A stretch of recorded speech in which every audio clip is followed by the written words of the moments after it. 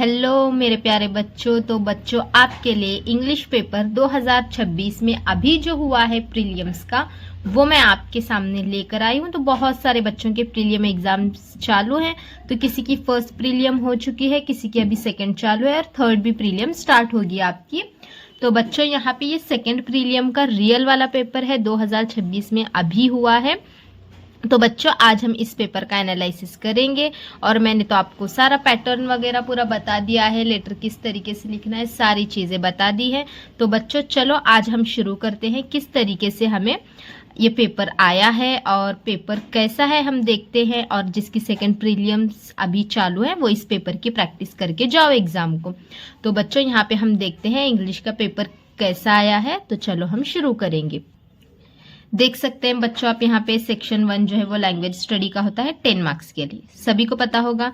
तो इसके अंदर आपको मैंने यहाँ पे बताया था कि कंप्लीट द एक्टिविटी होती है। यहाँ पे आपको जो खाली जगह दी जाती है, यहाँ पे फिल इन द ब्लैंक्स आपको जो यहाँ पे दिया जाता है वो आपको भरना होता है। फिर उसके बाद put the following words in alphabetical order, तो यहाँ पे अल्फाबेटिकल ऑर्डर में लगाना होता है। और ये सेक्शन अगर कोई बच्चों को नहीं आता है तो मैं दिखाऊंगी किस तरीके से आपको करना है। उसके बाद पंक्चुएट द फॉलोइंग का जो है बच्चों आपको पता ही होगा, मैं एक इंग्लिश का पेपर पूरा सॉल्व करके बताऊंगी आपको। फिर यहाँ पे पंक्चुएट में जहाँ पे कॉमा फुल स्टॉप आता है वो देखकर आपको भरना होता है। उसके बाद make a 4 words minimum of 3 letters each using letter in the given word. तो यहाँ पे अब दिया गया है, ऐसे छोटे छोटे वर्ड्स बनाने होते हैं।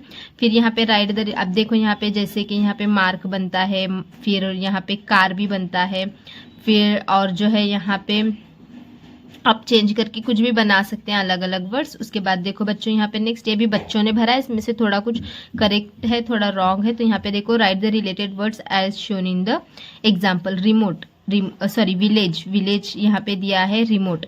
तो इससे भी एग्जाम्पल में रिलेटेड एडजेक्टिव हो सकता है, नाउन हो सकता है, वर्ब हो सकता है। तो ये देखकर भरना है, इसको आप फॉलो मत करो क्योंकि यहाँ पे बच्चों ने लिखा है, रॉन्ग हो सकता है।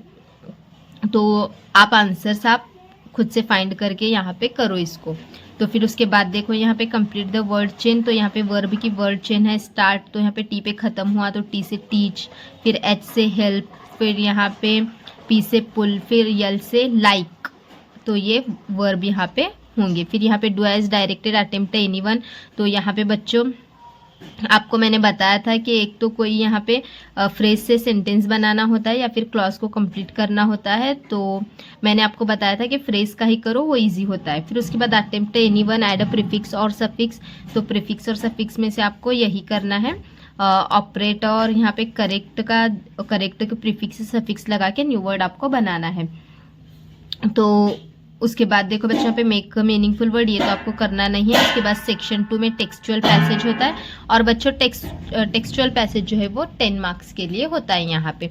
तो टेक्सचुअल पैसेज के अंदर एक्टिविटीज होती है और मैंने बताया था पर्सनल रिस्पॉन्स का क्वेश्चन आपको छोड़ने नहीं है। तो अब नेक्स्ट पेज पे चलेंगे बच्चों, हम यहाँ पे पेज नंबर 2 पे आ गए हैं। पहले यहाँ पे ट्रू फॉल्स की एक्टिविटी पूछी गई है, फिर आपको यहाँ पे एक पैराग्राफ दिया गया है, पैराग्राफ को पढ़कर आपको एक्टिविटीज कंप्लीट करनी है।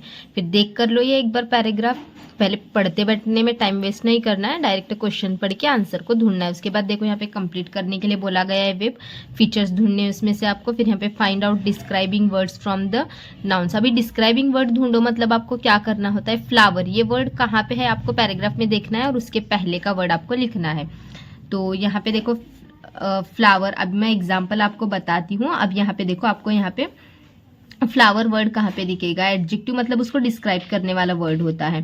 तो यहाँ पे for night a flower blooms on the big, तो यहाँ पे find out describing words for the noun, noun के लिए डिस्क्राइबिंग वर्ड ढूंढने हैं। तो जो वर्ड होता है उससे पहले वो वर्ड होता है। तो अब यहाँ पे बीच, वाटर वगैरह दिया हुआ है, तो उसको डिस्क्राइब करने वाला वर्ड आपको यहाँ पे पैराग्राफ में से ढूंढकर लिखना होता है। तो उस तरीके के वर्ड्स आपको कहाँ पे दिखते हैं देखना है। तो यहाँ पे देखो अब बीच, मुझे यहाँ पे मिला है बीच, तो बीच कैसा है, रॉकी है, तो यहाँ पे आएगा रॉकी। बीच से पहले आप यहाँ पे क्या लिखोगे, रॉकी, और उसे अंडरलाइन कर देना है। तो इस तरीके से एडजेक्टिव आपको यहाँ पे डिस्क्राइबिंग वर्ड्स यानी कि एडजेक्टिव्स होते हैं उसको ढूंढकर लिखना होता है। उसके बाद देखो बच्चों नीचे आएंगे हम, यहाँ पे do as directed, I takes the shape that water commands, underline the subordinate clause, name it. तो यहाँ पे क्लॉज का एक ग्रामर है और यहाँ पे देखो बच्चों WH क्वेश्चन का एक ग्रामर है। तो ग्रामर ऑल पूरा जितना भी ग्रामर है 10th का मैं पूरे एक ही लेक्चर में बच्चों कवर कराने वाली हूँ। तो वो लेक्चर जो है मैं वीडियो बनाकर ही अपलोड करूँगी, 2-3 दिन बाद में अपलोड कर दूँगी। तो नेक्स्ट देखो बच्चों यहाँ पे read the following passage and do the activities है। तो यहाँ पे पर्सनल रिस्पॉन्स है 2 मार्क्स के लिए, ये करना है। उसके बाद ये पैराग्राफ 10 मार्क्स के लिए।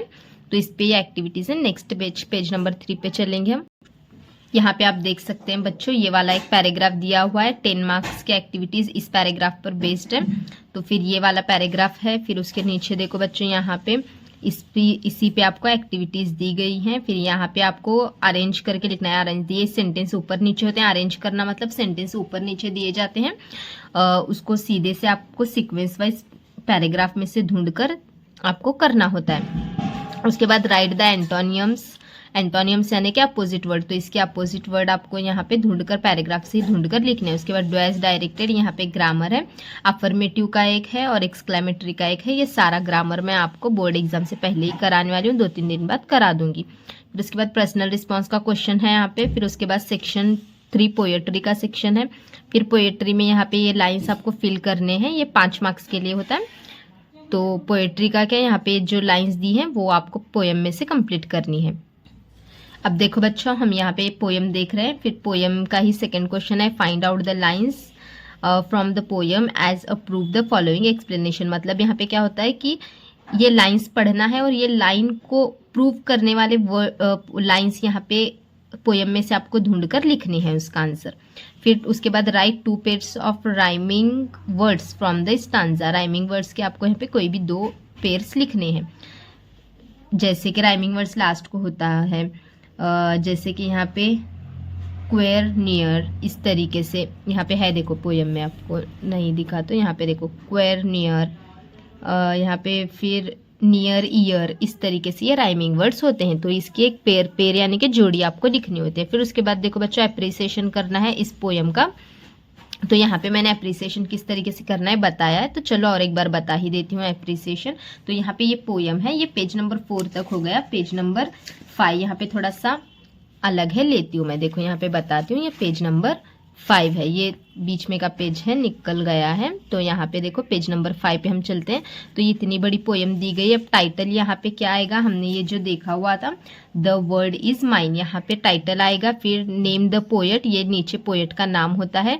फिर राइम स्कीम जो है मैंने बताया था कि किस तरीके से राइम स्कीम निकालनी है, तो राइम स्कीम यहाँ पे देखकर आप निकाल के लिखो। फिर उसके बाद सेंट्रल फिगर ऑफ स्पीच आपको कंपलसरी एलिट्रेशन ही लिखना है। और उसके बाद जो है थीम, इसी में से 3 से 4 लाइन्स पढ़कर अगर कुछ नहीं भी आ रहा तो इसी में से 3-4 लाइन उठाओ।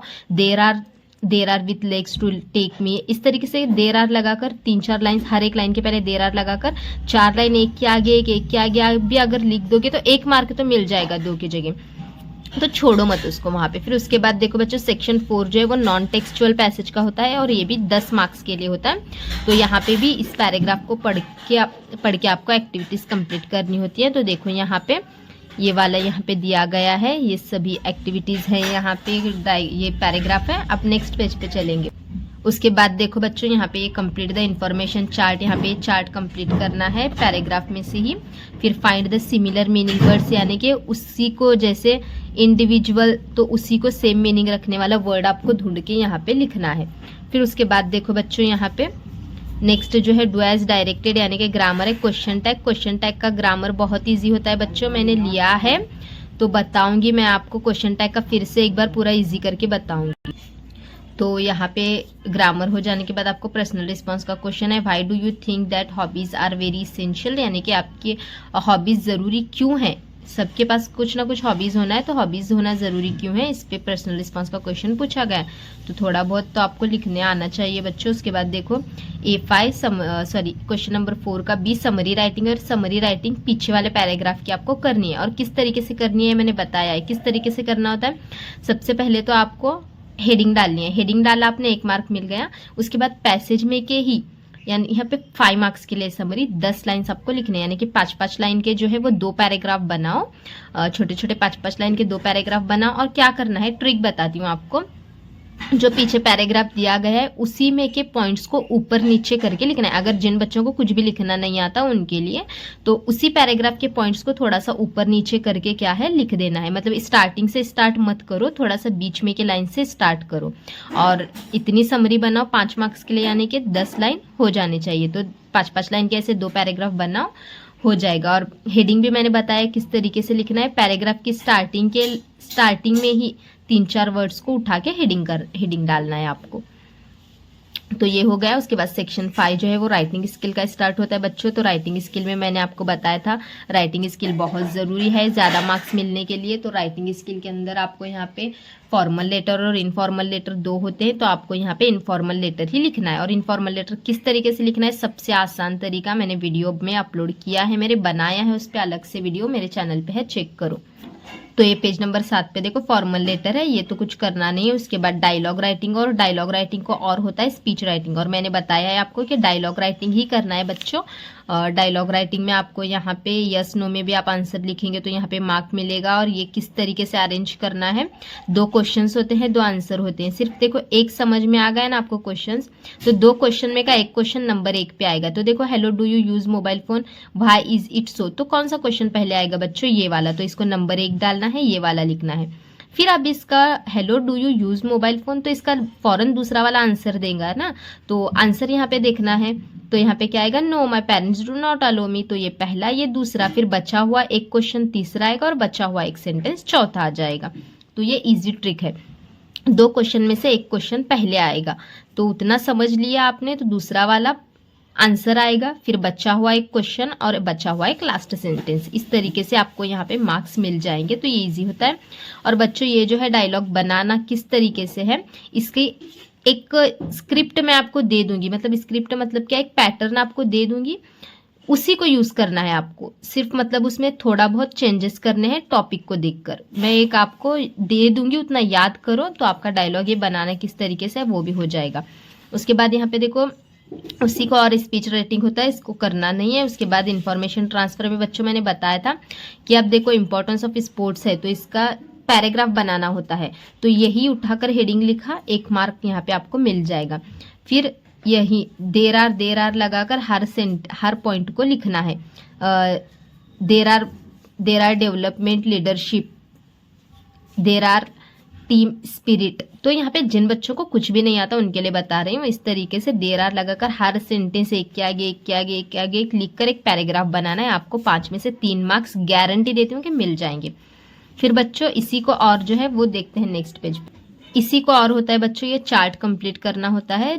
जिन बच्चों को पढ़कर अच्छे से भरना आता है तो उनको तो मैं ऐसी राय दूंगी कि ये वाला करो, क्योंकि इसमें मार्क्स फुल मिलते हैं। फिर उसके बाद बच्चों एक्सपांड द थीम है यहाँ पे, न्यूज़ रिपोर्ट। और न्यूज़ रिपोर्ट का और स्टोरी राइटिंग होता है। तो न्यूज़ रिपोर्ट करना है और न्यूज़ रिपोर्ट किस तरीके से लिखना है ये भी मैंने बताया है। जो यहाँ पे हेडिंग दिखती है वो एज इट इज उठाकर लिखो, क्वेश्चन नंबर डालकर 1 मार्क मिल जाएगा। फिर डेट लाइन में क्या करना है, यहाँ पे डेट डालनी है और इसी हेडिंग को रिपीट करना है, उसका 1 मार्क मिल जाएगा। 2 मार्क मिल गए ना आपको, यहाँ पे कुछ लिखा भी नहीं है जैसे यहाँ पे, तो 2 मार्क मिल जाएंगे आपको यहाँ पे। तो वो भी करो। उसके बाद बच्चों यहाँ पे सेक्शन 5 जो है, सेक्शन 6 जो है वो स्किल डेवलपमेंट का होता है। और यहाँ पे ट्रांसलेशन के क्वेश्चंस होते हैं। तो ट्रांसलेशन के क्वेश्चंस अभी इसको याद करके जाओ, और इम्पॉर्टेंट वर्ड्स और इम्पॉर्टेंट सेंटेंसेस और इम्पॉर्टेंट प्रूवर्ब्स इसकी लिस्ट मैं निकाल कर आपको देने वाली हूँ। तो वो उतना ही आपको बोर्ड एग्जाम के लिए करना है। तो बच्चों जल्दी जल्दी से चैनल को सब्सक्राइब और वीडियो को लाइक और शेयर ज़रूर करना, और नेक्स्ट वीडियो के लिए कमेंट करना।